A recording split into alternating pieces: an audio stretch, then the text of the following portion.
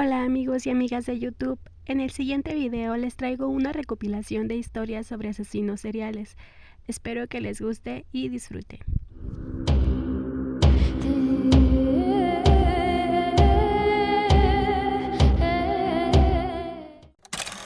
La ciencia ha aportado grandes beneficios a la humanidad, ofreciendo soluciones a los desafíos de la vida cotidiana, salvando vidas y sin duda respondiendo a grandes misterios a lo largo de la historia.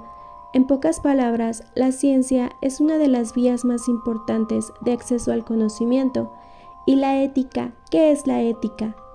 Todos crecimos recibiendo clases de ética, y éstas nos la imponen como obligaciones morales que definen lo correcto y lo equivocado en nuestras prácticas y decisiones.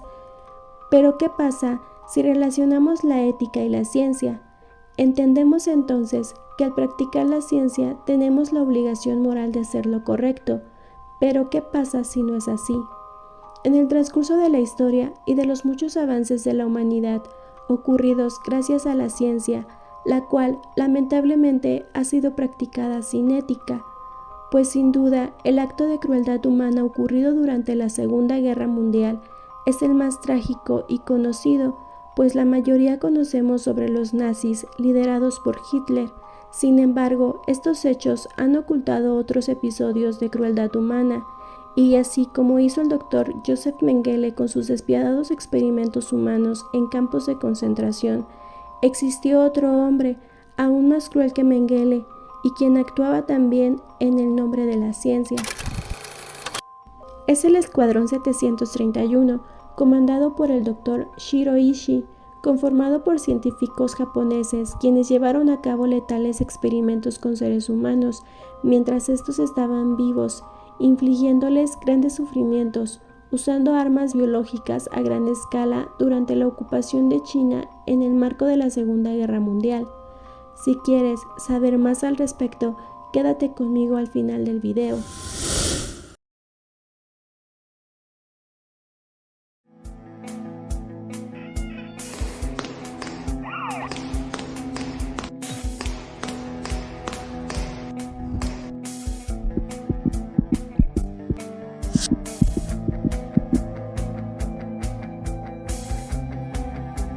Hola amigos y amigas de YouTube, sean bienvenidos y bienvenidas a mi canal Biblioteca Paranormal.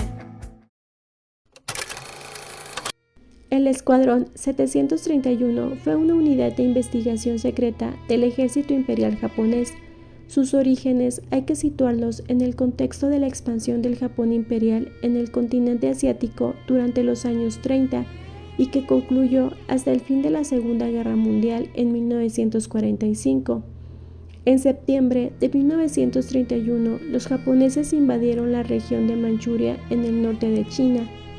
En este contexto y en torno al año 1932, nació un grupo de investigación antiepidémica en la región, un laboratorio que en teoría debía prevenir de posibles expansiones de enfermedades, pero que no era otra cosa que un centro para estudiar las posibilidades de una futura guerra biológica.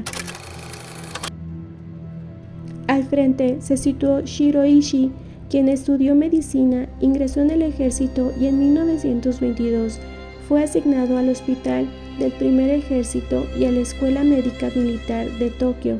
2 años más tarde se especializó en microbiología y en 1930 ascendió a comandante y fue nombrado profesor de inmunología en la Facultad de Medicina del Ejército en Tokio, y apoyado por importantes figuras políticas y militares fue como la toma de Manchuria por el ejército japonés dio a Ishii la oportunidad de utilizar seres humanos en sus investigaciones.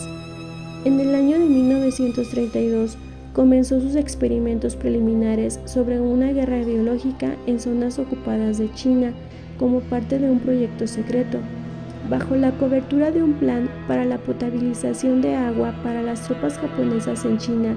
Desde 1936, Ishii fue organizando departamentos de prevención epidémica y abastecimiento de agua, que eran en realidad centros y unidades de investigación médica, destacando la tenebrosa Unidad 731. En 1936, El doctor Ishii se trasladó a unos 20 kilómetros de Harbin para crear un gran complejo de investigación con 6 kilómetros cuadrados y más de 150 edificios, construido por 15.000 esclavos civiles chinos, de los que un tercio fallecieron debido a las duras condiciones de trabajo. El Escuadrón 731 operó activamente entre 1932 y 1945, años en los que realizó todo tipo de experimentos con seres humanos, incluidos hombres, mujeres, embarazadas, ancianos, niños e incluso recién nacidos. Lo que ocurrió en aquel complejo da auténticos escalofríos, pues haciéndoles creer que se trataba de una vacuna, a los prisioneros se les inyectó todo tipo de enfermedades para investigar sus efectos, como la peste, el cólera, el tifus, la tuberculosis o la viruela. Además, se les infestó con pulgas transmisoras de la peste para investigar las posibilidades de una guerra bacteriológica. También se obligó a prisioneros masculinos y femeninos a mantener relaciones para estudiar los efectos de enfermedades de transmisión sexual, tales como la sífilis o la gonorrea. Pero las atrocidades no se quedaron ahí. Los médicos comandados por Ishii practicaron vivisecciones a los prisioneros sin ponerles anestesia, con el objetivo de infectarles enfermedades y poder comprobar los efectos en vivo en un cuerpo humano. También realizaron amputaciones de extremidades, así como cirugías para extraer órganos. Otras pruebas de aberrantes fueron el uso de armas sobre prisioneros, tales como granadas o lanzallamas. Incluso hombres y mujeres fueron atados a postes como blancos para bombas de gérmenes y armas químicas. Entre los miles de experimentos a las víctimas, los más conocidos fueron los siguientes: exposiciones prolongadas con rayos X, confinamientos en cámaras de presión, empleo de cámaras de gas con sustancias tóxicas para los pulmones, sometimiento de la piel a temperaturas extremas, congelaciones en habitáculos especializados, ahorcamientos para comprobar mediante cronómetro el tiempo de asfixia, desintegración de carne con lanzallamas, trasplantes de intestino por esófago y viceversa, inserción de sangre de animales en venas humanas, inyección de orina de caballo en riñones, introducción de agua salada en el organismo como sustituto vital de la sal, y envenenamientos con diversas sustancias como cianuro, arsénico, heroína, veneno de reptiles e infinidad de sustancias nocivas a la salud humana. Se calcula que entre 3.000 y 12.000 personas, la mayoría chinos, pero también rusos, coreanos o del sudeste asiático, fueron víctimas de estos crueles experimentos. A medida que la guerra avanzaba y el presupuesto crecía, el escuadrón contó con la ayuda de otras unidades. La unidad 100 investigó el uso de enfermedades para usar contra los caballos soviéticos y chinos, mientras que la unidad 1855, instalada en la capital china, colaboró con la 731 en las investigaciones sobre el uso de la peste bubónica. Estos tests de laboratorio sirvieron más adelante para usos a gran escala. Ishii consideró que las armas biológicas ya estaban preparadas para ser aplicadas en una guerra real, y así lo hizo sobre varias ciudades chinas a partir de 1942. Aviones nipones esparcieron los virus y bacterias preparados en los distintos escuadrones. Los métodos eran variados. Se lanzaron bombas de bacilos y pulgas para esparcir la peste, pero también se contaminaron cultivos y embalses, e incluso se repartió entre los civiles ropa y comida infectada. A pesar de que todos los experimentos quedaron perfectamente documentados en papel o en película, la mayor parte de las pruebas fueron destruidas, aunque se salvaron numerosas fotografías.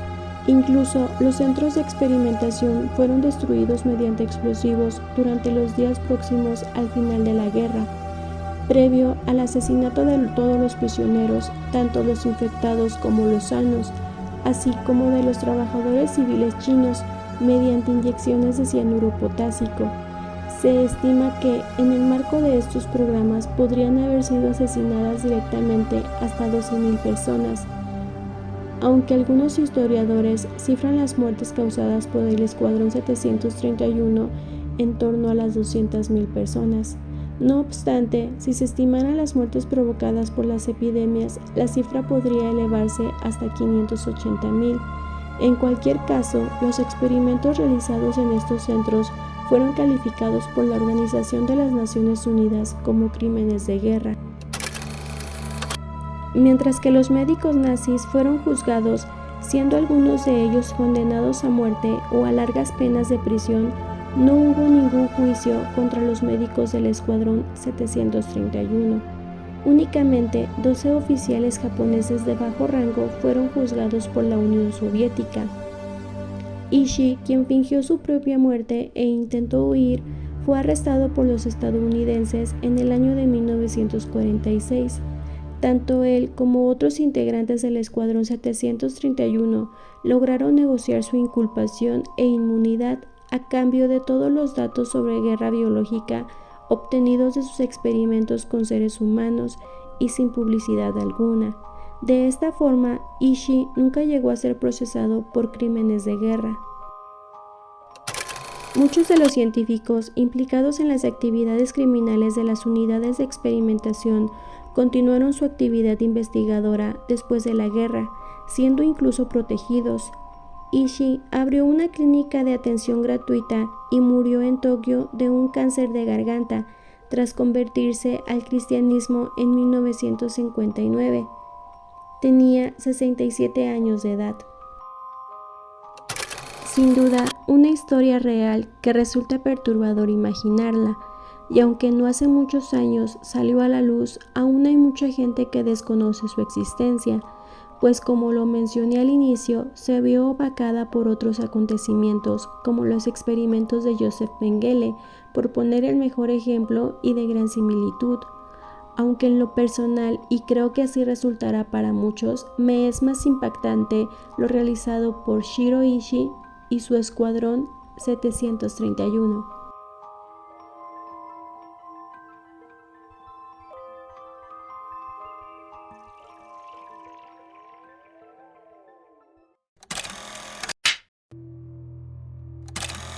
Las Poquianchis es el nombre con el que se conoció a un grupo femenino de asesinas seriales mexicanas, quienes estuvieron activas entre los años de 1945 y 1964.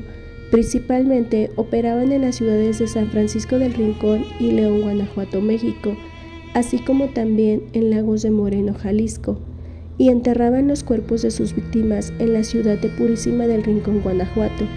El grupo estaba conformado por las 4 hermanas de la familia González Valenzuela.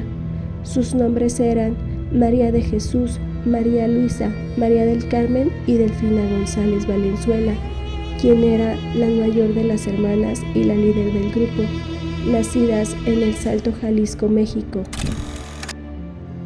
Se les acusó de las actividades delictivas de homicidio, lenocinio, tráfico de personas, crimen organizado, provocar abortos, corrupción de menores y soborno. Las 4 mujeres eran dueñas de varios burdeles en Guanajuato y Jalisco. Sus víctimas fueron en su mayoría mujeres a las que privaron de su libertad para que ejercieran como prostitutas, aunque también asesinaron a clientes y bebés de las mujeres esclavizadas. El número confirmado de víctimas es de 91, pero se cree que pudieron matar a más de 150 personas, lo que las convierte en las asesinas seriales más prolíficas registradas en la historia de México.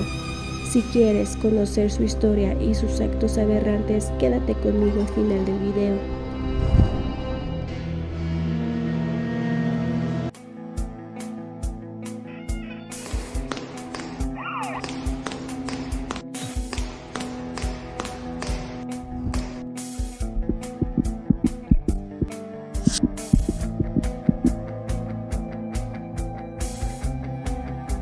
Hola amigos y amigas de YouTube, sean bienvenidos y bienvenidas a mi canal Biblioteca Paranormal. Las hermanas conocidas como las Poquianchis nacieron con el apellido Torres Valenzuela y fueron hijas del matrimonio de Isidro Torres y Bernardina Valenzuela, oriundos de El Salto, Jalisco, México. La familia era una familia muy disfuncional. Su padre trabajaba como policía para el gobierno porfirista con el cargo de alguacil, y quien era un hombre violento, prepotente y autoritario, que con frecuencia golpeaba a su esposa e hijas. Se cuenta que obligaba a sus hijas desde pequeñas a ver las ejecuciones de los presos. Por su parte, su madre era una fanática religiosa. Los maltratos en la casa llegaron a tal punto que en cierta ocasión María del Carmen, siendo una adolescente, se fugó de casa con su novio, por lo que su padre al enterarse la buscó y tras encontrarla la golpeó y encarceló en la prisión municipal, sin ninguna causa u orden de aprehensión. Ese mismo día, Isidro Torres se convirtió en prófugo de la justicia al asesinar a un presunto delincuente, quien era un hacendado sospechoso de diversos delitos, y murió durante el intento de arresto al recibir varios disparos por la espalda por parte de Isidro Torres, quien al huir de la justicia dejó a su hija encarcelada por 14 meses. María del Carmen salió de prisión gracias a un hombre mayor que ella, de alrededor de 50 años, quien era barrotero y con quien tuvo un hijo, pero este optó por abandonarla. La familia Torres Valenzuela se vio forzada a cambiar su apellido por el de González Valenzuela para evitar posibles represalias y poder huir del pueblo, ya que el padre Isidro Torres se separó de ellas para vivir una vida de fugitivo. En 1935, la familia vivía en un estado de pobreza lamentable, pues a pesar de que las hermanas habían conseguido empleo en una fábrica textil, los salarios apenas les servían para subsistir. En 1938, María del Carmen conoció a un hombre con quien entabló una relación y abrieron una pequeña cantina, pero él malgastó las ganancias del establecimiento hasta llevarlo a la ruina. Después de esto, Carmen lo abandonó y regresó a vivir con su familia. Para ese momento, los padres de las hermanas habían muerto, dejándoles una modesta herencia, y fue con ese capital que Delfina abrió su primer burdel ubicado en El Salto, Jalisco. En ese momento, la prostitución era ilegal en Jalisco, pero la vigilancia para combatir esa práctica era pobre, así que el prostíbulo estuvo activo por mucho tiempo, y como el negocio marchaba bien, se extendieron hasta Lagos de Moreno. El negocio iba en crecimiento, entonces Delfina contrató a su hermana Carmen para que llevara la contabilidad y después de obtener los permisos necesarios, instalaron el Guadalajara de noche. El hijo de Delfina se encargaba de supervisar a las jóvenes, de controlar la seguridad del lugar y además les pagaba a las autoridades para que no les clausuraran el lugar. Pero un día no les funcionó el pago a los agentes y llegaron a cerrarles el lugar, por lo que el hijo de Delfina respondió sacando un arma de fuego, pero las agentes de policía inmediatamente lo acribillaron ante su madre. Y así fue que debido a esta situación, las hermanas decidieron mudarse a Guanajuato, con María de Jesús, quien también tenía sus negocios de prostitución. Cuando se reunieron, decidieron unir sus capitales e iniciar un nuevo negocio. Y así fue como nació el burdel La Barca de Oro en León, Guanajuato. Y como en esta zona la prostitución era legal, no tenían problemas para operar. Viendo el éxito de La Barca de Oro, abrieron otro burdel con el ya conocido nombre de Guadalajara de noche.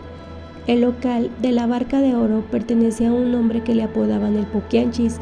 Por eso es que a ellas automáticamente se les adjudicó el apodo de las Poquianchis, aunque no fuera de su agrado.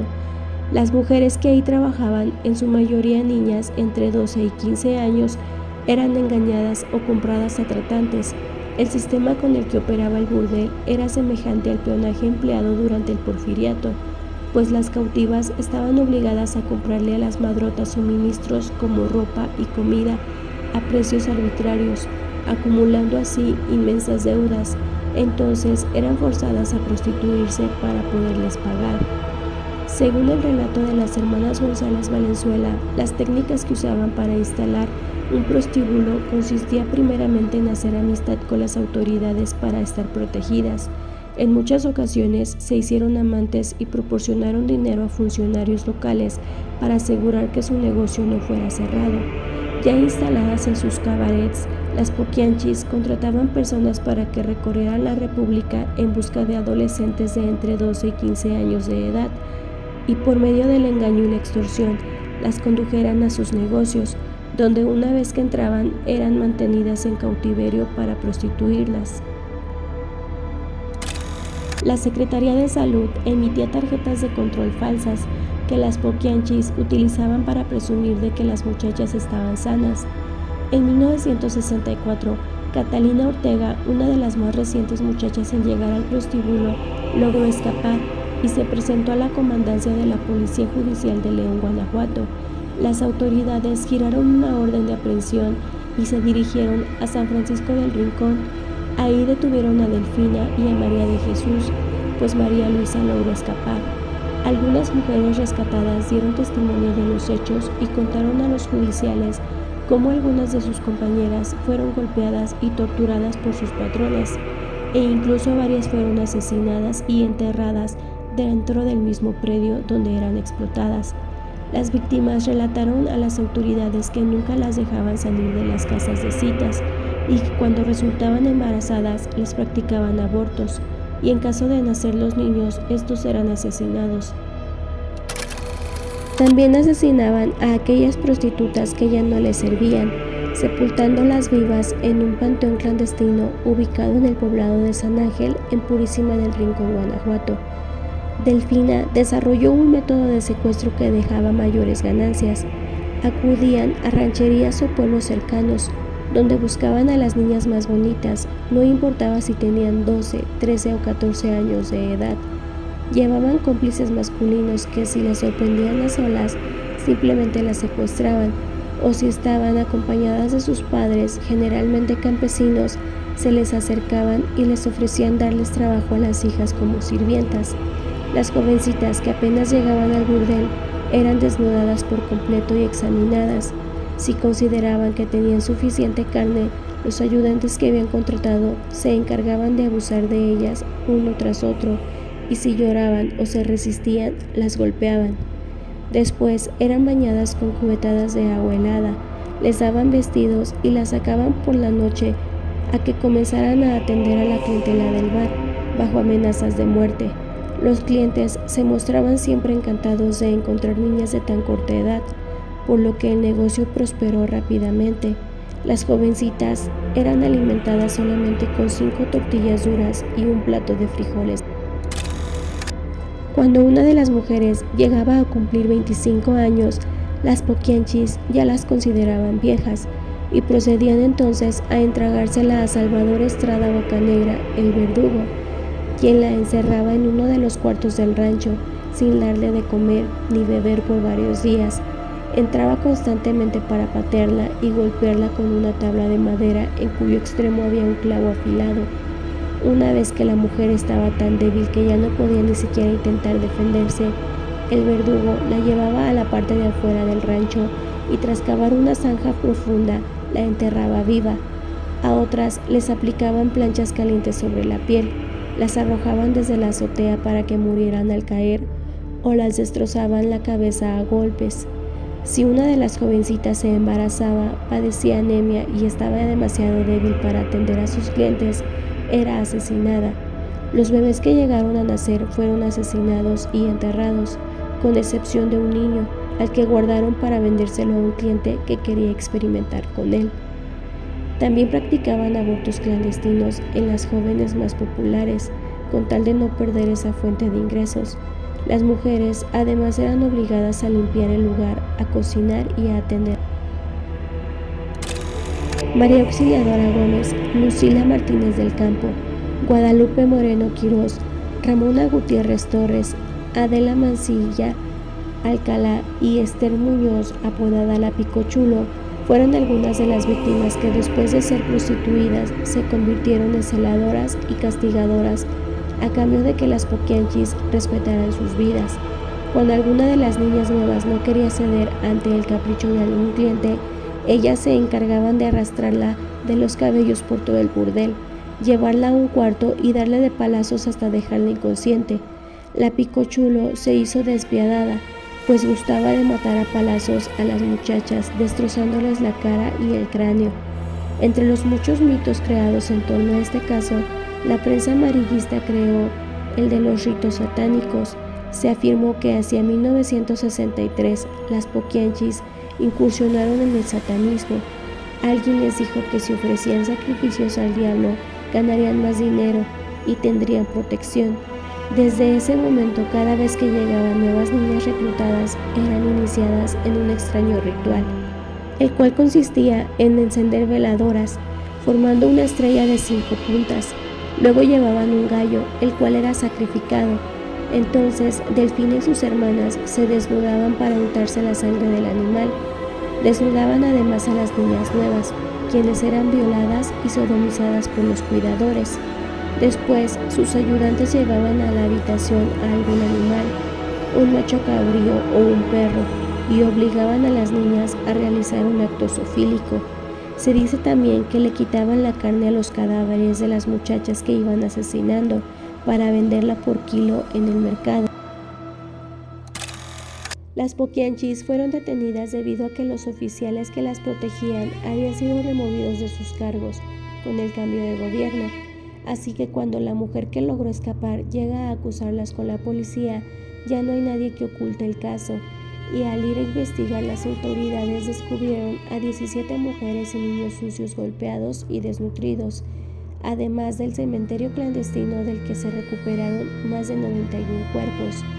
Luego de varios meses que duró el proceso, que consistió en careos e interrogatorios, finalmente Delfina, María de Jesús y María Luisa González Valenzuela fueron acusadas de genocidio, secuestro y homicidio calificado, y recibieron la pena de 40 años de prisión.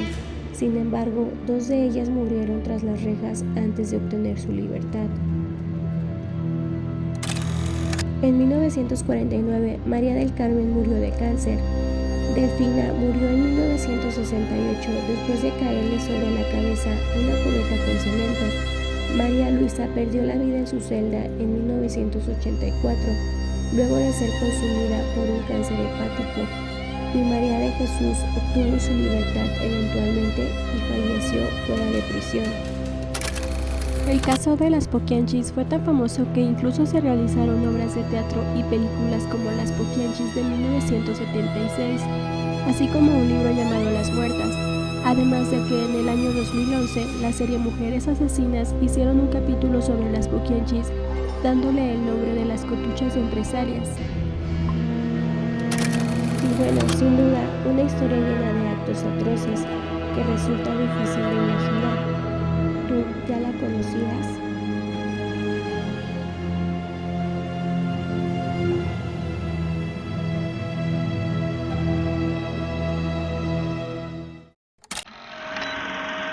Started saving the skeletons and preserving other parts.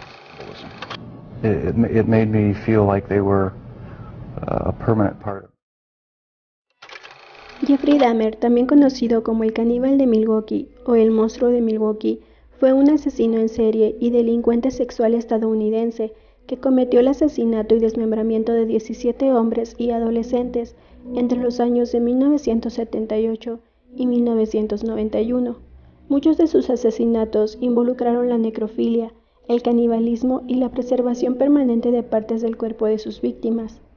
Jeffrey Dahmer ha sido señalado como uno de los asesinos en serie más tenebrosos en la historia de Estados Unidos, pues desde que se dio a conocer su caso se volvió foco de atención de criminalistas expertos y del público en general, razón por la cual se han realizado decenas de series de televisión, películas y obras de teatro, sin contar los textos que se han escrito, desde reportajes hasta libros con testimonios de sus compañeros de secundaria. Una de las cuestiones que más llamó la atención de quienes estudiaron a Dahmer es que no pasó por una infancia traumática de abusos y maltratos, un patrón que se da en la vida de muchos asesinos seriales, siendo esta una razón más que lo hace interesante. Profoundly. My childhood wasn't filled with any great tragedies or anything. There were good times and there were bad. Si quieres conocer la historia sobre su vida y sus aterradores crímenes, quédate conmigo al final del video.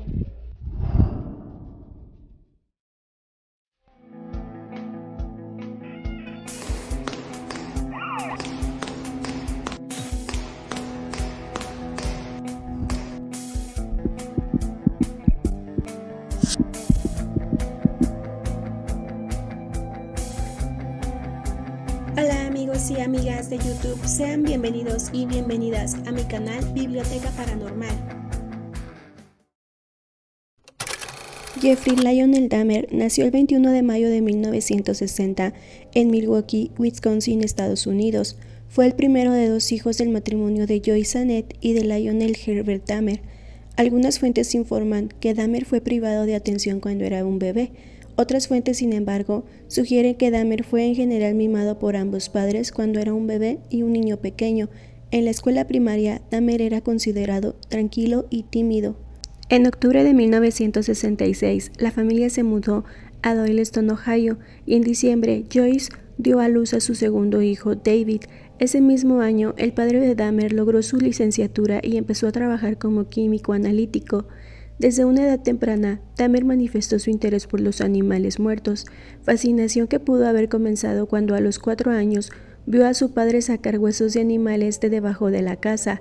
Según Lionel, a Dahmer le emocionaba el sonido que hacían los huesos y empezó a preocuparse por estos. De vez en cuando buscaba más huesos debajo y alrededor de la casa de la familia y exploraba los cuerpos de los animales vivos para descubrir dónde se encontraban sus huesos. En 1968, la familia se trasladó a un domicilio en el municipio de Bath, en el condado de Summit, Ohio. Constantemente se mudaban de casa, siendo la tercera ocasión en 2 años y la sexta de los Dahmer desde que se casaron. La casa en la que se mudaron se encontraba en medio del bosque y contaba con una pequeña cabaña a poca distancia, y ese fue el lugar en donde Dahmer comenzó a coleccionar insectos grandes como libélulas y polillas, así como los esqueletos de animales pequeños, como ardillas y roedores. Algunos de estos restos los conservó en frascos de metanal y mantuvo en la cabaña. Más tarde, durante una cena en la que la familia se encontraba cenando pollo, Dahmer le preguntó a Lionel qué pasaría si los huesos de este se pusieran en lejía, a lo que Lionel, complacido por lo que creía era la curiosidad científica de su hijo, le demostró cómo blanquear y conservar de forma segura los huesos de los animales. Dahmer incorporó estas técnicas de conservación a su colección de huesos y también empezó a recoger animales muertos, incluso atropellados, que diseccionaba y enterraba junto a la cabaña, y colocaba ocasionalmente los cráneos sobre cruces improvisadas. Para ese tiempo, Lionel y Joyce, padres de Dahmer, no daban la atención debida a Dahmer y a su hermano, pues su padre la mayor parte del tiempo la dedicaba al trabajo, y su madre, quien padecía de depresión a pesar de estar en casa, estaba ausente, pues se la pasaba en cama debido a su consumo diario de píldoras, y cuando más padres estaban juntos, solo la pasaban discutiendo. A la edad de 14 años, Dahmer había empezado a beber cerveza y alcoholes fuertes en horas del día, que ocultaba con frecuencia dentro de la chaqueta que llevaba a la escuela. Se sabe que mencionó a un compañero que le preguntó por qué estaba bebiendo whisky, a lo que respondió que el alcohol que consumía era su medicina. Aunque era poco comunicativo, en su primer año en el instituto, Dahmer era visto por el personal como educado y muy inteligente, pero con notas medias. Dahmer además era un gran jugador de tenis y tocó brevemente en la banda del instituto. Cuando llegó a la pubertad, Dahmer descubrió que era homosexual, aunque no se lo dijo a sus padres al momento, sino más tarde. Según admitió, empezó a fantasear con dominar y controlar a una pareja masculina completamente sumisa a principios o mediados de la adolescencia, y sus fantasías masturbatorias evolucionaron gradualmente hasta centrarse en los pechos y torsos, lo que se convirtió en el foco de sus fantasías, las cuales se fueron entrelazando con la disección. Cuando tenía unos 16 años, Dahmer concibió la fantasía de dejar inconsciente a un joven corredor que le resultaba atractivo, el cual pasaba todos los días por un camino cercano a su casa. La ocasión en que Dahmer se decidió a cumplir su fantasía, se escondió entre los arbustos con un bate de béisbol para acechar a este hombre. Sin embargo, ese día en concreto no pasó por ahí. Dahmer admitió más tarde que este fue su primer intento de atacar y someter a un individuo.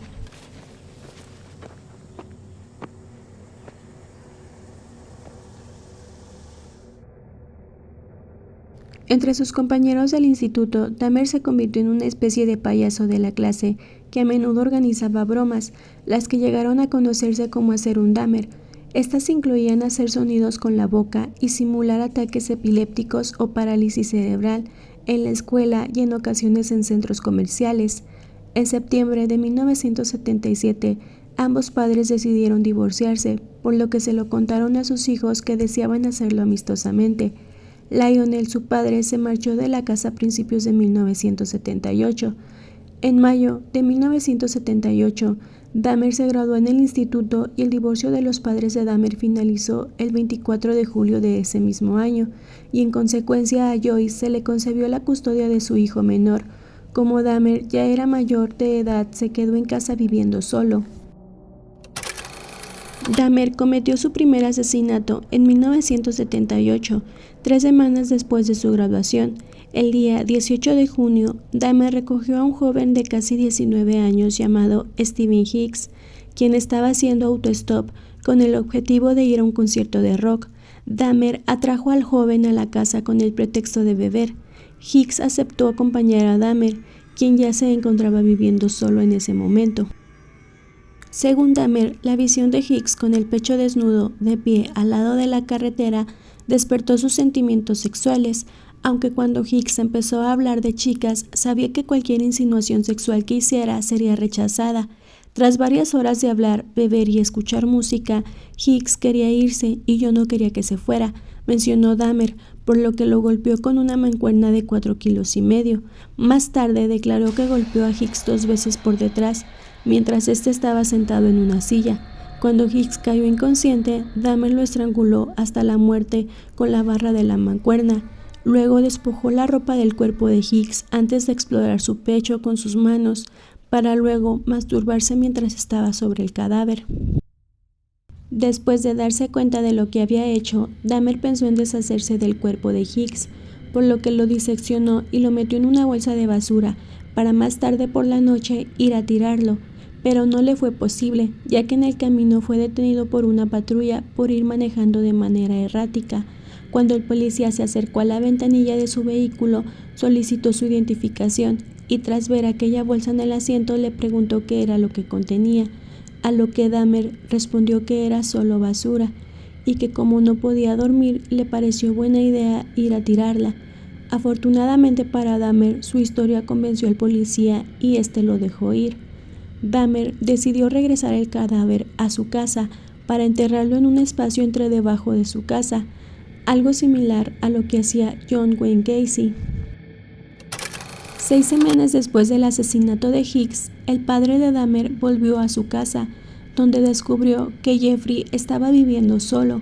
Ese agosto, Dahmer se inscribió en la Universidad Estatal de Ohio, con la esperanza de especializarse en negocios. Lamentablemente, el único periodo de Dahmer en la universidad fue completamente improductivo, debido a su persistente abuso del alcohol durante la mayor parte de su estancia. En una ocasión, su padre lo visitó por sorpresa, solo para encontrar su habitación llena de botellas de licor vacías, a pesar de que su padre había pagado por adelantado el segundo trimestre. Dahmer abandonó la universidad después de solo 3 meses. En enero de 1979, por solicitud de su padre, Dahmer se alistó en el ejército de los Estados Unidos. Realizó el entrenamiento básico antes de formarse como especialista médico en el Fuerte Sam Houston de San Antonio, Texas, donde ocasionalmente fue aprendido por intoxicación. Debido al abuso de alcohol de Dahmer, su rendimiento se deterioró y en marzo de 1981 se le consideró inadecuado para el servicio militar y posteriormente fue dado de baja del ejército. Recibió una baja honorable, ya que sus superiores no creían que los problemas que Dahmer tenía en el ejército fueran aplicables a la vida civil. El 24 de marzo de 1981, Dahmer fue enviado a Fort Jackson, Carolina del Sur, para ser interrogado, y se le proporcionó un billete de avión para viajar a cualquier parte del país. Más tarde, Dahmer dijo a la policía que sentía que no podía volver a casa para enfrentarse a su padre, por lo que optó por viajar a Miami Beach, Florida, tanto porque estaba cansado del frío como en un intento de vivir por sus propios medios. En Florida, Dahmer encontró un trabajo y alquiló una habitación en un motel.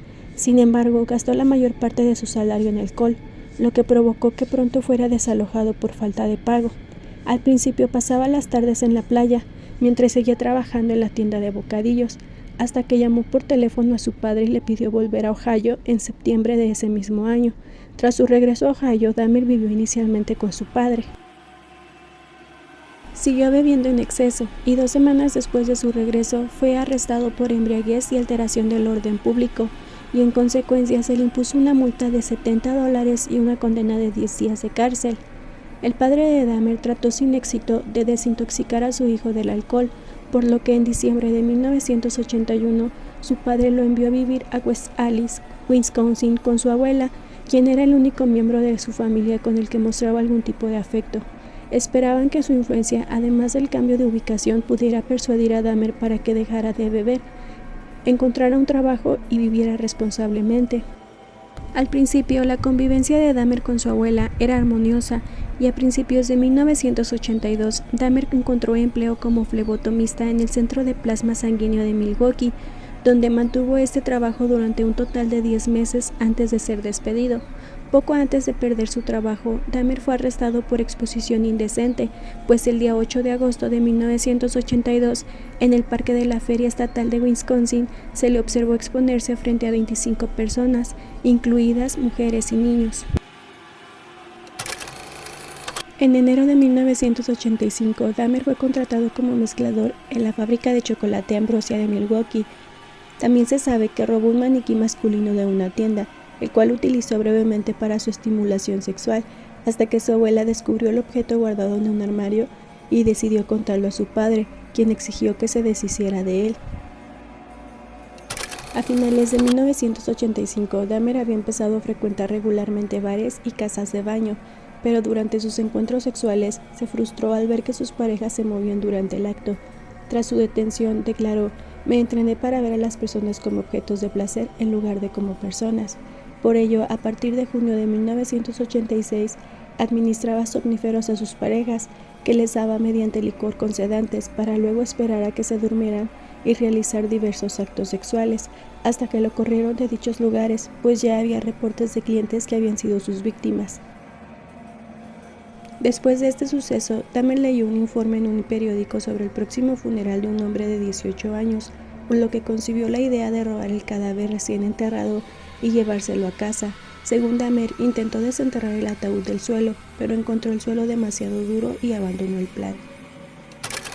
El 8 de septiembre de 1986, Dahmer fue arrestado por un cargo de conducta lasciva y lujuriosa, por masturbarse en presencia de 2 niños de 12 años.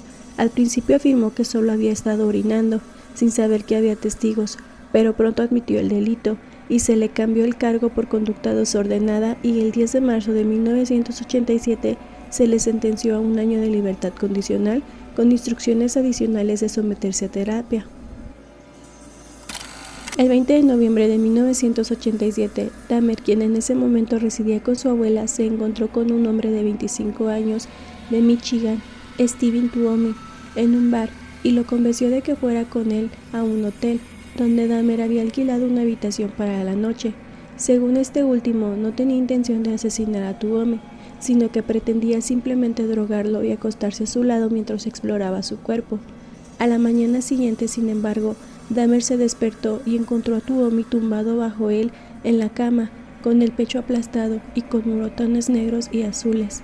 Además, le salía sangre de la comisura de la boca, y los puños y un antebrazo de Dahmer estaba muy amoratado. Este posteriormente declaró que no recordaba haber matado a Tuomi debido a la ingesta de alcohol. Para deshacerse del cadáver de Tuomi, Dahmer compró una gran maleta en la que transportó el cuerpo a la residencia de su abuela. Ahí, una semana después, separó la cabeza, los brazos y las piernas del torso. Luego fileteó los huesos del cuerpo antes de cortar la carne en trozos lo suficientemente pequeños como para manipularlos. Después, Dahmer colocó la carne en bolsas de plástico para la basura, envolvió los huesos dentro de una sábana y los hizo astillas con un mazo. Todo el proceso de este desmembramiento le llevó a Dahmer aproximadamente 2 horas, para posteriormente deshacerse de todos sus restos excepto la cabeza.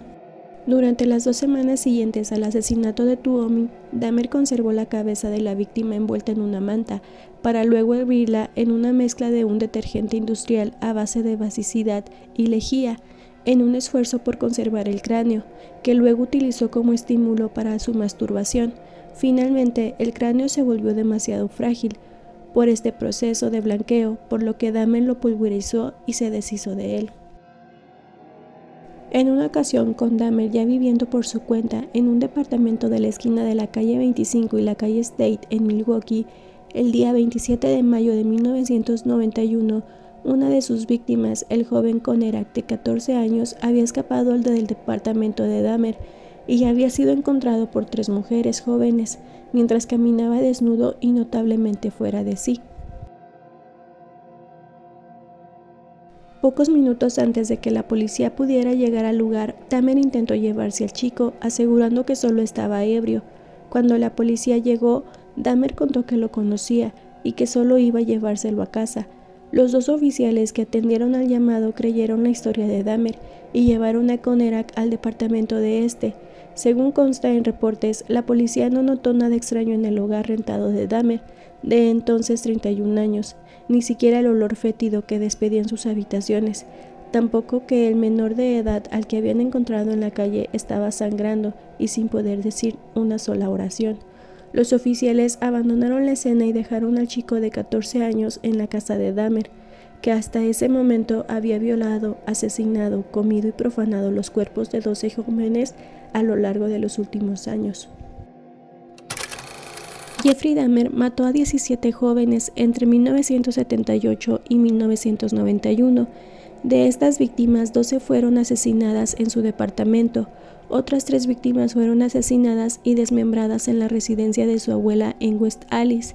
Su primera víctima fue asesinada en la casa de sus padres en Ohio y la segunda en un hotel. Dahmer insistía en que la raza de sus víctimas era algo incidental para él y que lo que le llamaba la atención era la forma del cuerpo de una víctima potencial. La mayoría de las víctimas de Dahmer fueron asesinadas por estrangulamiento después de haber sido drogadas con sedantes, aunque su primera víctima fue asesinada por una combinación de apaleamiento y estrangulamiento, y su segunda víctima fue golpeada hasta la muerte, con otra víctima asesinada en 1990, Ernest Miller, quien murió por una combinación de shock y pérdida de sangre debido al corte de su arteria carótida.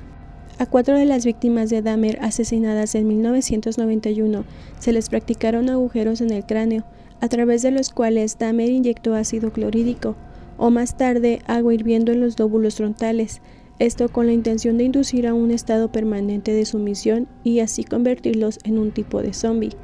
Esto resultó fatal, aunque en cada ocasión no era la intención de Dahmer, pues se sabe que no disfrutaba de matar a sus víctimas, por lo que bebía demasiado para poder hacerlo y era motivado por el placer de tener y manipular los cuerpos de sus víctimas a su antojo. Todo terminó el día 22 de julio de 1991. Tracy Edwards, su última víctima, consiguió escapar. Estando esposado, salió del departamento de Dahmer. La policía lo vio por las calles del vecindario y esta vez decidieron investigar, por lo que después de preguntarle lo ocurrido, fueron al departamento del hombre que lo había esposado y al revisar la habitación descubrieron varias fotografías de cadáveres. Dahmer intentó huir, pero fue detenido. En su casa encontraron una cabeza humana en el refrigerador, 2 bolsas en el congelador que contenían un corazón humano y unos genitales masculinos. En la recámara se encontraron 5 cráneos y diversos objetos como cuchillos, sierras y martillos, así como fotos detallando procesos de desmembramiento de cuerpos humanos. En otro cajón se encontró un esqueleto completo con los huesos limpiados en cloro, un cuero cabelludo disecado y un tambor de 260 litros lleno de ácido con 3 torsos y otras partes humanas. También se encontraron rastros de sangre en las paredes. Los psiquiatras que lo atendieron le dijeron que estaba enfermo, por lo que se declaró culpable con atenuante de enajenación mental para ser condenado a una cárcel especial para enfermos mentales, pero el atenuante fue finalmente rechazado, debido a que en un inicio se había declarado inocente, pero cambió su declaración por la gran cantidad de pruebas encontradas en su contra. El jurado entonces lo declaró mentalmente sano y por consecuencia fue finalmente sentenciado a 15 cadenas perpetuas consecutivas. Dahmer admitió haber practicado el canibalismo y devorado los bíceps de una de sus víctimas. Señaló que se masturbaba ante los trozos humanos y las calaveras de aquellos que consideraba hermosos y a quienes no quería perder. Contó a los policías que tenía la sensación de poder permanecer al lado de ellos si los mataba y conservaba sus cráneos. Declaró también que las 3 cabezas halladas en su nevera y en su congelador, con la carne intacta, pertenecían a sus 3 últimas víctimas. Durante los 3 años siguientes, Dahmer vivió en el Instituto Correccional de Columbia, donde fue entrevistado por el perito en perfiles criminales del FBI, Robert Drisler, y tiempo después aseguró haberse convertido al cristianismo y haber retomado el camino de Dios. Pero el día 28 de noviembre de 1994 fue asesinado por un compañero de prisión, Christopher Scarver, junto a otro recluso, Jesse Anderson. Los 3 fueron encargados de limpiar algunas estancias de la cárcel. En un momento en el que se quedaron sin vigilancia, Scarver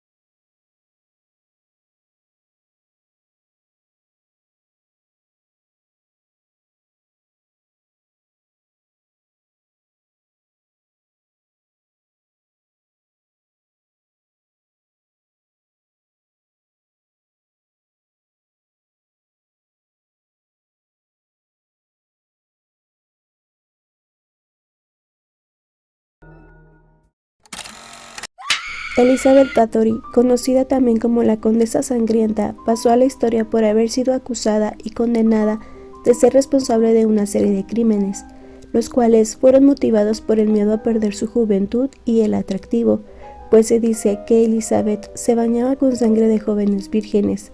El número total de sus víctimas es de 650, razón por la cual fue nombrada la asesina en serie más prolífica de todos los tiempos, y registrada en el libro de los récords Guinness.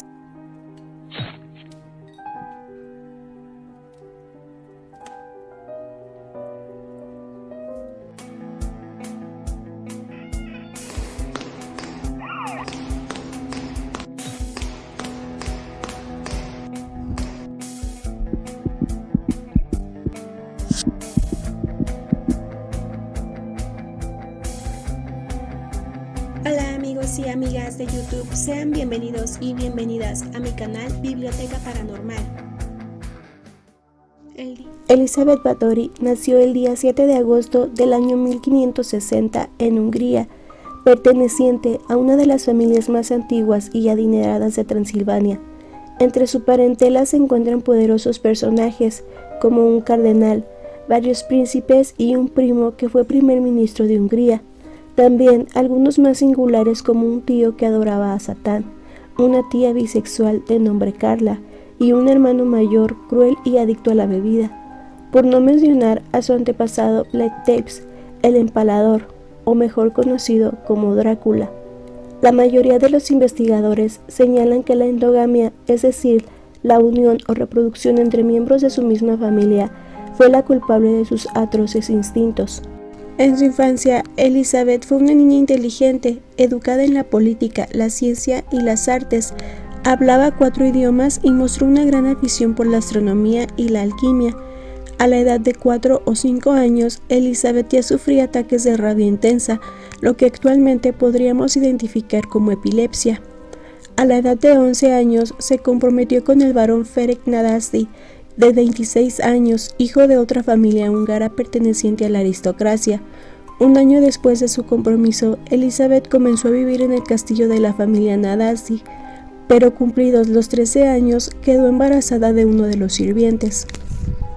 Debido a este incidente, recluyen en secreto a Elizabeth en una remota fortaleza, donde da a luz a su hijo. Tras el parto, lo sacan del país. 2 años más tarde, contrae matrimonio con su prometido.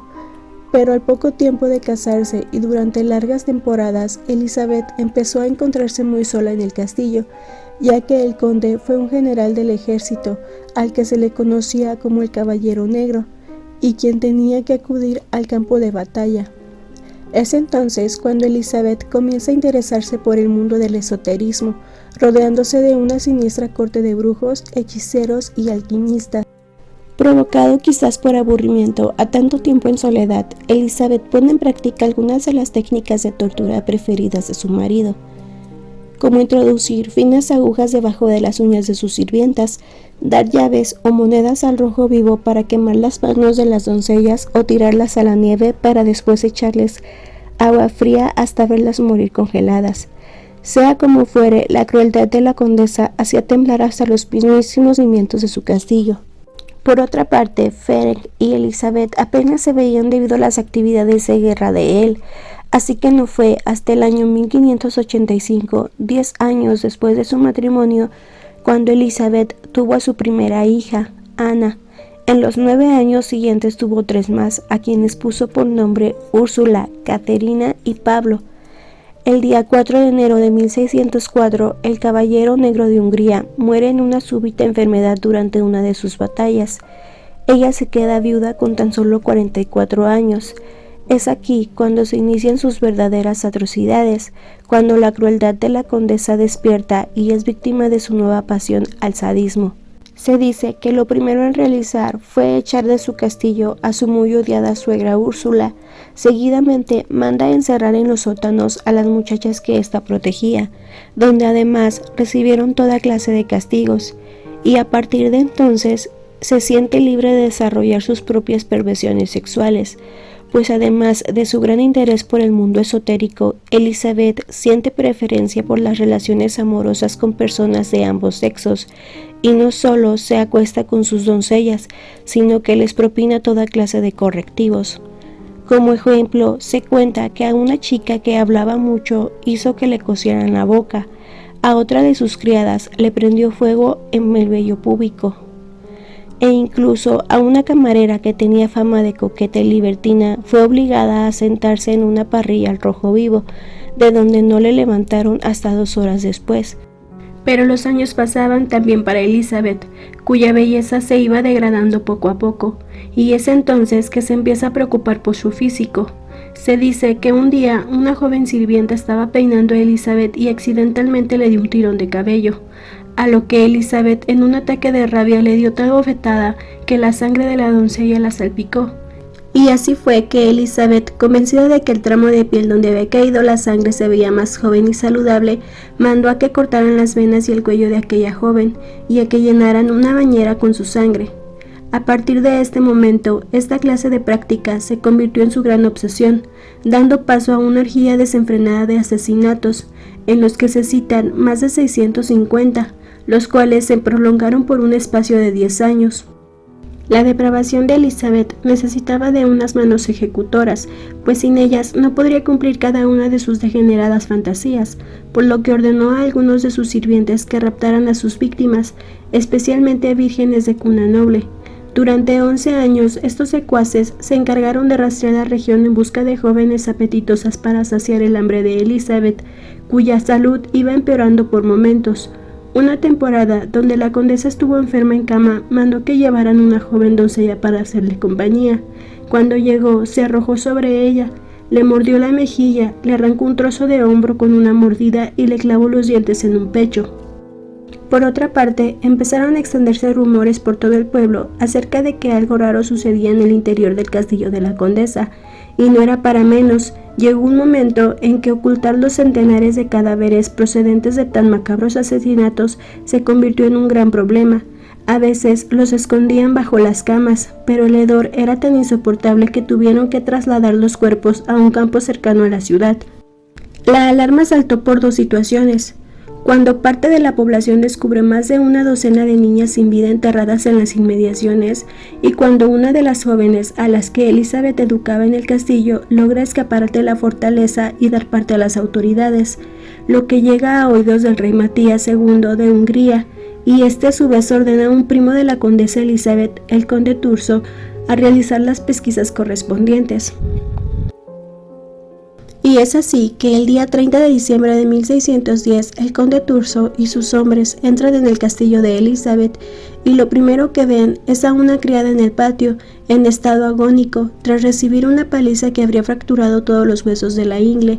Ya en el interior se encuentran a una chica desangrada en el salón, y otra que aún estaba viva, aunque con el cuerpo agujerado. En la mazmorra descubren a una docena de jóvenes que todavía respiraban, algunas de las cuales fueron perforadas y cortadas durante las últimas semanas, y en los alrededores del palacio desenterraron otros 50 cadáveres. También hallaron toneladas de ceniza y serrín por todas partes, usados para recoger la sangre que se vertía tan abundantemente en aquel lugar. Pese a eso, todo el castillo estaba cubierto con manchas oscuras y despedía un tenue olor a carne putrefacta. Mientras tanto, la condesa y algunos de sus brujos fueron sorprendidos en medio de uno de sus rituales de sangre.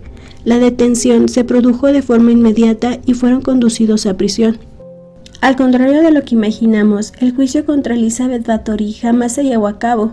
Unos dicen que su primo Thurzo llegó a un acuerdo con el rey Matías para impedir que la condesa pasara por ese mal trago y evitar con ello ensuciar el nombre de su familia.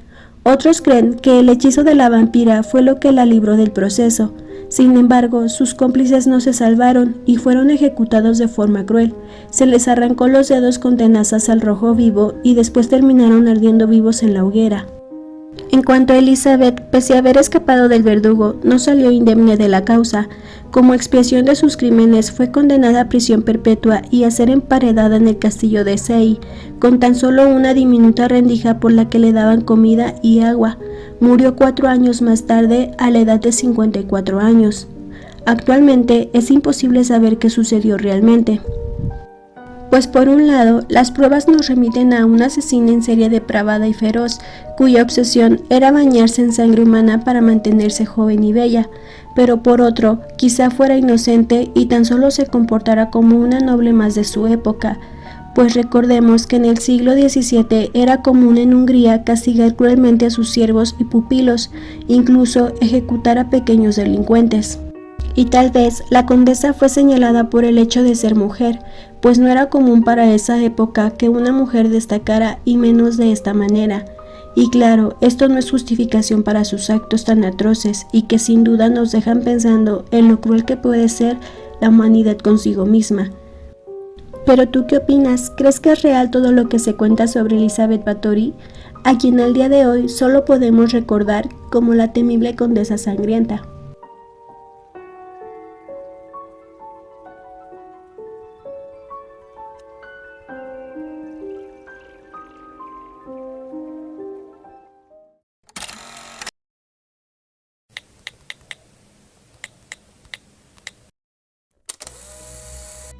Corrían los años 80 cuando en México se dio a conocer una noticia que horrorizó a toda la nación, pues se habló de un grupo criminal liderado por Adolfo de Jesús Constanzo, quien era conocido como el Padrino dentro de su círculo criminal, pero para el resto del mundo sería identificado como un narcotraficante, asesino serial y el líder de un culto bautizado por la prensa como los narcosatánicos. Esto debido a su líder Adolfo Constanzo, quien practicaba la religión de Palo Mayombe, una religión afroamericana en la cual es fundamental la enganga, que es un caldero de hierro en el que se introducen huesos humanos, palos y otros objetos. Constanzo convenció a sus seguidores de que al tomar una poción hecha con partes humanas podría hacerlos invisibles e invencibles, razón por la cual este culto realizaba múltiples sacrificios humanos para obtener poderes sobrenaturales, y se vieron involucrados en una serie de asesinatos y sacrificios ritualistas en la ciudad de Matamoros, Tamaulipas, en México.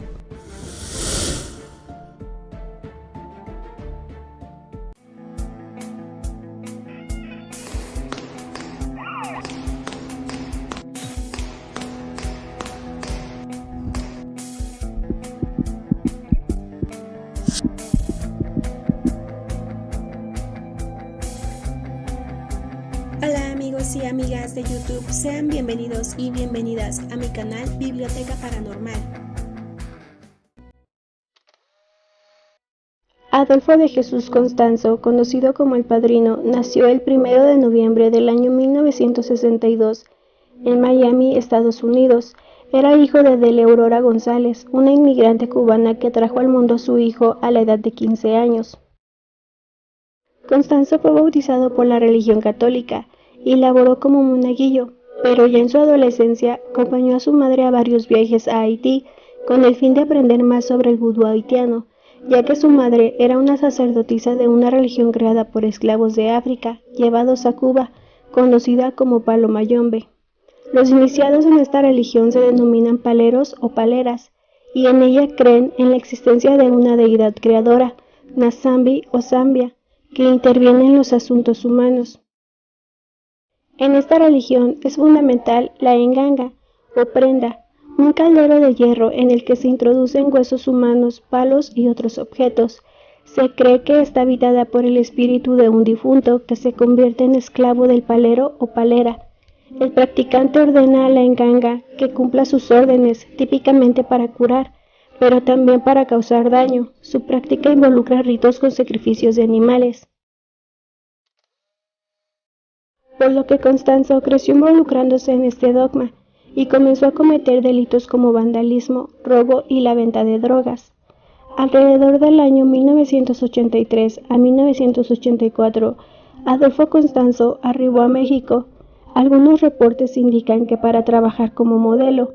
No obstante, el haber crecido envuelto en una doctrina que involucraba el sacrificio de seres vivos y el tráfico de narcóticos le ayudó a construir una reputación en Matamoros de mago y santero. En la Ciudad de México también conoció a 3 de los hombres que serían sus fieles seguidores: Omar Orea, Jorge Montes y Martín Quintana. Poco a poco fue ganando notoriedad por su labor como sanador y medium clarividente, pues sus rituales y hechizos se volvieron famosos entre las personas más poderosas del país, y varios reconocidos narcotraficantes de la época lo comenzaron a ver como un líder espiritual. Era un negocio rentable donde cobraban por realizar hechizos para la buena suerte y otros más caros que requerían el sacrificio de animales que iban desde cabras y pollos hasta serpientes, cebras y cachorros leones. Comenzó a asaltar cementerios buscando huesos humanos para su caldero, pues el culto respaldaba la idea de que los espíritus de los muertos, en el también llamado enganga, serían más poderosos si se utilizaban sacrificios humanos y no cadáveres viejos. Con esa idea dio inicio a una ola de asesinatos por parte de los narcos satánicos, siendo sus víctimas más de 20 personas, quienes fueron mutiladas para realizar sacrificios humanos. Constanzo creía firmemente que sus hechizos basados en la religión Palo Mayombe eran los responsables del éxito que tenían varios carteles y organizaciones criminales, por lo que quiso asociarse como compañero de negocios con una de las familias más poderosas que conocía, de apellido Calzadas. Sin embargo, su oferta fue rechazada, siendo ese el motivo para que 7 miembros de la familia Calzadas aparecieran muertos, sin sus cerebros, dedos, oídos y un cuerpo sin la columna vertebral. Constanzo se relacionó y amistó con un cartel emergente, el de los hermanos Hernández, y en el año de 1987 reclutó a una joven llamada Sara Alderete, quien se convertiría en la alta sacerdotisa del culto. Alderete fue nombrada por Constanzo como la segunda al mando, y quien dirigiría a los seguidores cuando éste se encontraba traficando marihuana en la frontera con Estados Unidos. También se convirtió en la principal reclutadora de nuevos integrantes y víctimas.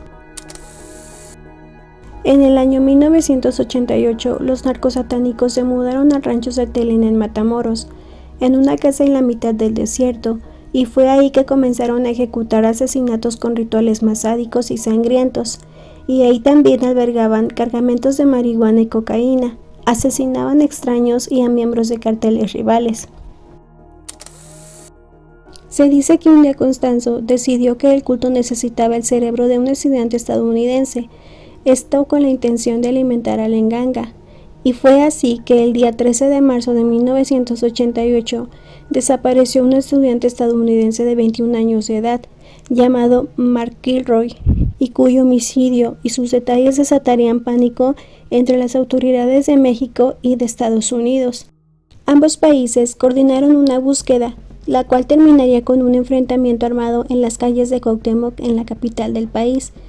Los secuaces de Constanzo secuestraron al estudiante Mark Kilroy, quien se encontraba de vacaciones en las afueras de un bar en Matamoros, Tamaulipas, y lo llevaron al rancho. Lamentablemente, Mark Kilroy murió en las manos de Constanzo, y de una forma cruel, pues fue asesinado con el corte de un machete en la parte trasera del cuello mientras intentaba escapar. Esto 12 horas después de haber sido llevado al rancho. Durante esa noche, antes de su muerte, fue torturado y violado. Le quitaron su cerebro y lo hirvieron en el caldero. Después le insertaron un cable en su columna vertebral. Esto para jalar los huesos una vez que su cuerpo estuviera descompuesto. Le amputaron las piernas hasta las rodillas y lo sepultaron en el rancho junto con otros que habían sido asesinados antes que él. El caso rápidamente cobró importancia y atención en los Estados Unidos, porque su tío Ken Kilroy trabajaba en la Oficina de Aduanas y Protección Fronteriza, lo que dio agilidad al caso. Con la presión del gobierno estadounidense, autoridades mexicanas instalaron un punto de inspección en la carretera Federal 2 que conecta Matamoros con Reynosa.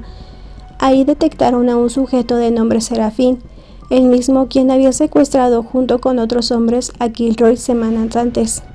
Serafín Hernández García y otros sospechosos que fueron capturados debido a que Constanzo les había convencido de que al tomar una bebida o pócima de un caldo hecho con partes humanas podría hacerlos invisibles e invencibles, por lo que no tuvieron la precaución para no ser arrestados. Después de su captura, guiaron a la policía en el rancho Santa Elena para mostrarles dónde habían enterrado los restos humanos de sus víctimas. A punta de pistola fueron obligados a desenterrar los cuerpos por horas. Tras la excavación se exhumaron 15 cadáveres mutilados, incluyendo el de Mark Kilroy. De acuerdo con Los Angeles Times, todos varones asesinados durante un periodo de 9 meses.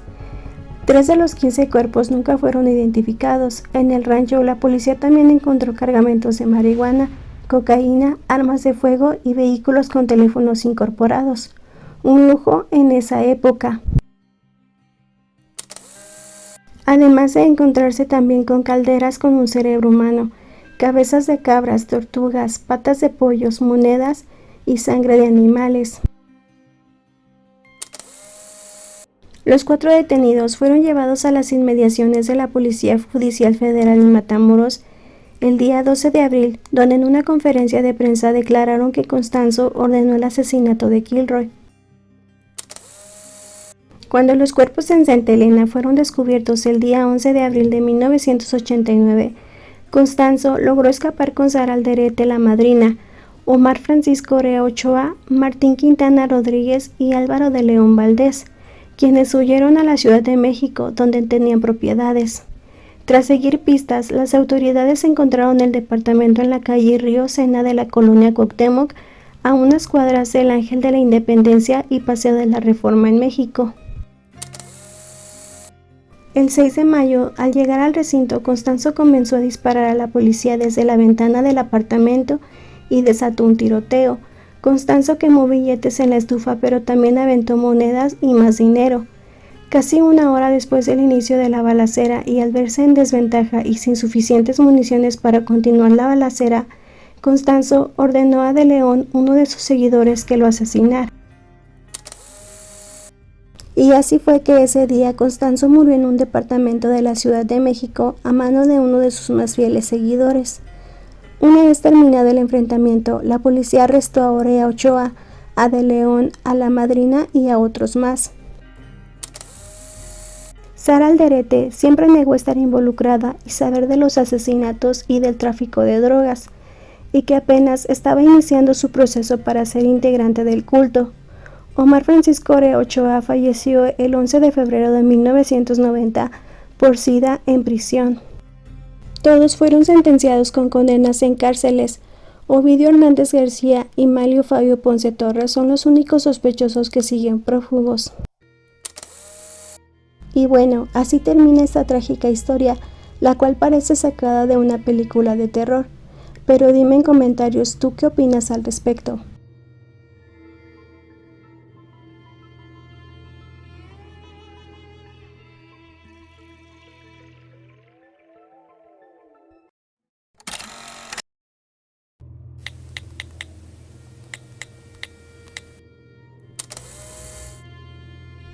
Anabel Gómez López, una tamalera de la Ciudad de México, quien se situaba a vender a las afueras de la estación del metro Indios Verdes y quien fue detenida por agentes de la Procuraduría General de Justicia por vender tamales con supuesta carne humana. El hallazgo ocurrió en el año 2017 y se descubrió gracias a una llamada de emergencia por parte de uno de sus vecinos, ya que en el domicilio de Anabel se encontraba una fuerte fuga de gas. Cuando los bomberos llegaron al lugar, se percataron que efectivamente la fuga de gas era muy grande, por lo que decidieron irrumpir en el domicilio para tapar la fuga. Cuando ingresaron al domicilio, se llevaron una gran sorpresa, pues en la sala se encontraba el sistema óseo de una mujer, a quien le habían quitado toda la carne de su cuerpo.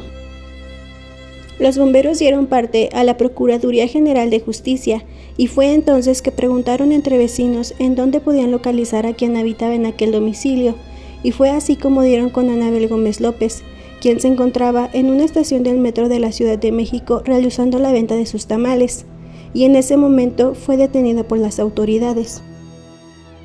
Una vez detenida, Anabel confesó haber matado a más de 50 mujeres para vender tamales con su carne y así ahorrarse unos pesos.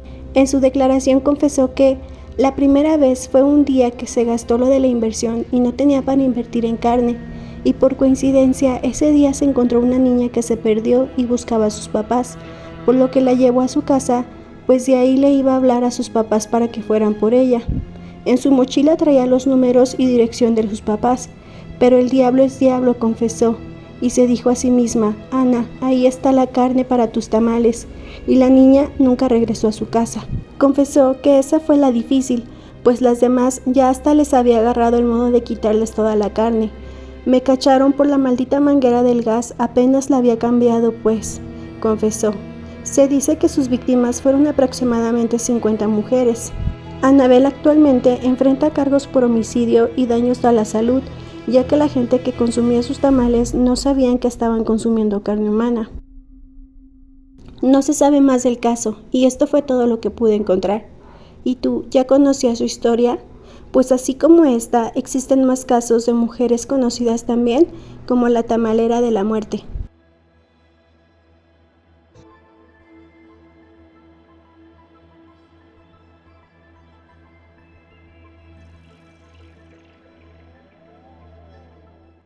Por favor, comparte con tus conocidos, mayores de edad por supuesto, y ayúdame a llegar a más personas.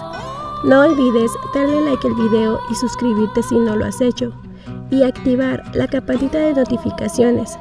Te espero en mi próximo video. Bye.